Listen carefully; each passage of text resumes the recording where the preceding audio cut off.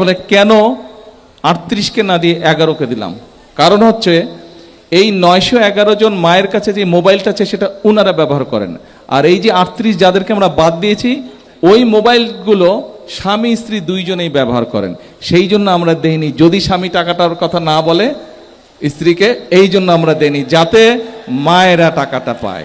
আমাদের লক্ষ্য হচ্ছে, আমাদের উদ্দেশ্য হচ্ছে আমরা এই সরকারের কোষাগার থেকে যে অর্থটা দিব এই অর্থটা আমরা মায়েদের হাতে তুলে দিব।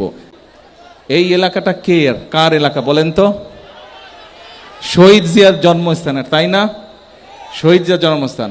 এখন আপনাদের যেরকম আমার উপরে, শহীদ জিয়ার উপরে, খালেদা জিয়ার উপরে হক আছে, সারা বাংলাদেশের মানুষেরও তো আছে, তাই না? আমরা যদি সব এখানে করি, সারা বাংলাদেশের মানুষই তো উন্নয়ন থেকে গত এক যুগেরও বেশি সময় ধরে বঞ্চিত। সবাইকে দিতে হবে, সব গাবতলিতে করলে হবে, বাগবাড়িতে করলে হবে?